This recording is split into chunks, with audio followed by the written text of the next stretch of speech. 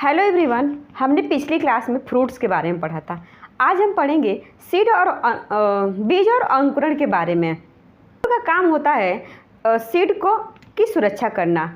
अगर यही सीड कहीं गोदाम वगैरह में रखा जाता है तो वहाँ पे सुरक्षा के लिए, कीटों से सुरक्षा के लिए गामा किरणों का प्रयोग किया जाता है।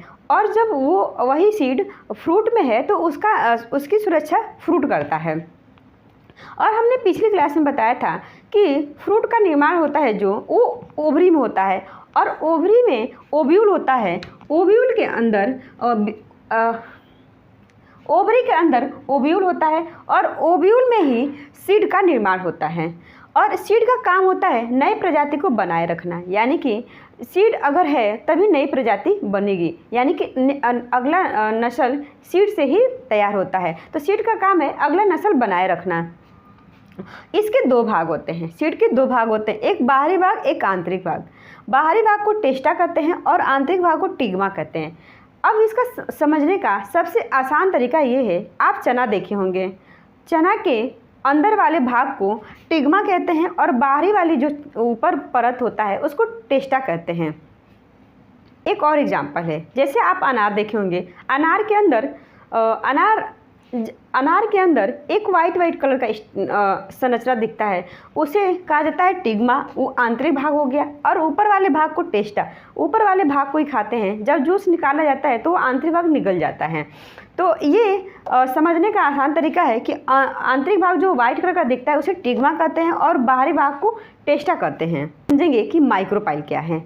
जैसे कि माइक्रोपाइल क्या है, जैसे कि आप चना देखे होंगे, चना के ऊपर एक नुकीला स्ट्रक्चर होता है, नुकीला जैसे होता है, उसके पास ही माइक्रोपाइल होता है।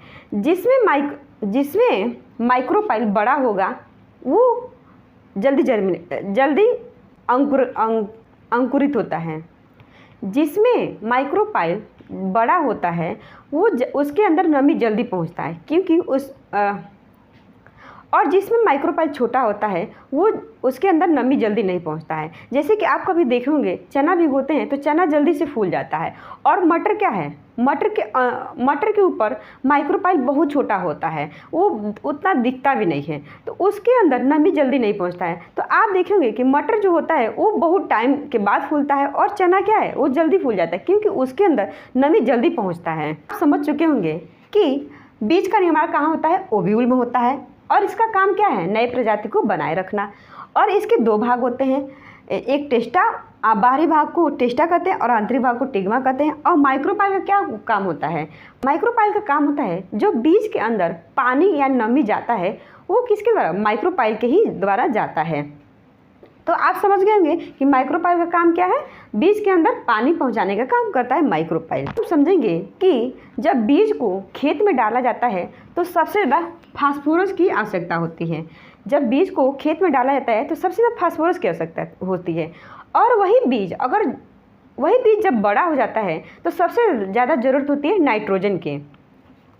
तो आप समझ गए होंगे कि बीज बोते समय, खेत में डालते समय फास्फोरस की आवश्यकता होती है, और जब बड़ा हो जाता है तो उसे नाइट्रोजन की आवश्यकता होती है। और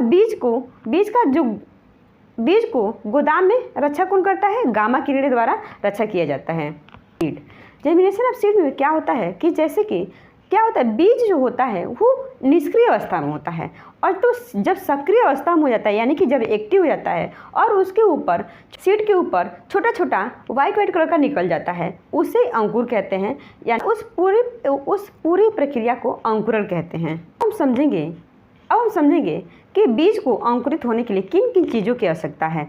जैसा कि सबसे पहले तो जल की आवश्यकता है प्रैक्टिकली, कि जैसे चना को क्या करते हैं, सबसे पहले उसे रात भर भिगोते हैं, तो उसे रात भर भिगोने के लिए उसे जल चाहिए। तो सबसे पहले जल चाहिए, और रात भर भिगोने के बाद से उसे एक कपड़ा में बांध देते हैं। और कपड़ा में जब बांधा जाता है तो ऐसा नहीं कि उसे एकदम सुखा कर बांधा है, सुखा कर उसमें थोड़ा थोड़ा नमी होना चाहिए, तो उसे नमी की आवश्यकता है। उसके बाद से उसमें, और ऐसा नहीं कि उसे डिब्बा में बंद पैक करके रख देना है, कपड़ा में बांध के नहीं, उसे थोड़ा हवा की भी ज़रूरत है। तो उसके बाद से उसमें वायु की ज़रूरत है, और उसके बाद से वायु के साथ साथ उसे तापमान की भी आवश्यकता है।